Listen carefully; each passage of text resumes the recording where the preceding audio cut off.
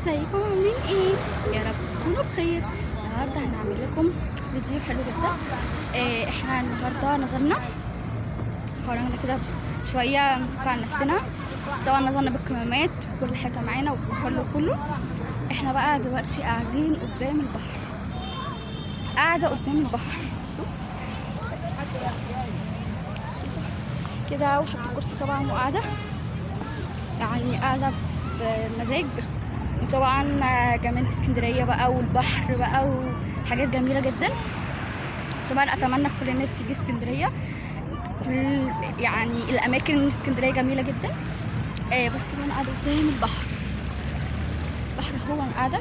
طبعا انا قاعده انا ومامتي واختي وعيلتي بس. بس هو جمانة طيب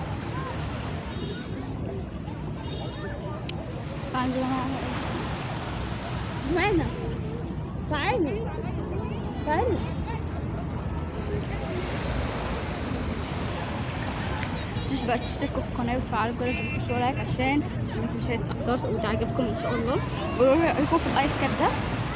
بس هو كاب، بس مش عارفه ليه جاي. بصوا جاي معايا الايس كاب، فقولوا لي بقى رايكم فيه. طبعا اتمنى كل الناس تيجي في اسكندريه لان اسكندريه جميله جدا. وكمان البحر، بس البحر جمانة جمانة جمانة تعالي.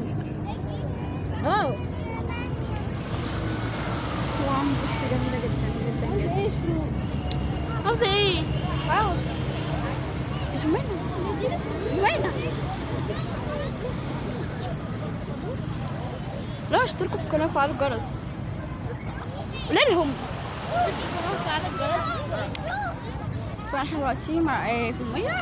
المية طبعا احنا قاعدين قدام البحر. ايه؟ ايوه عارفة. بس بقى البحر جميل وكمان المية حلوة ساقعة. بس انا طبعا ما بنزلش، مش عايزة انزل، ماليش مزاج.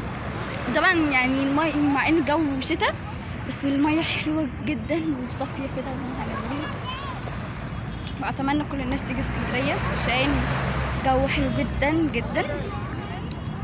بس انا بقى ايه قاعدة قدام البحر بتشمس.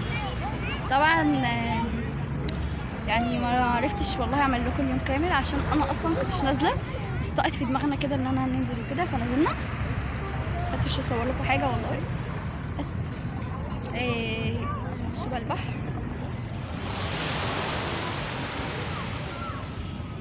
بحر جميل جدا. هجيب لكم الكاميرا لورا وارجع لكم.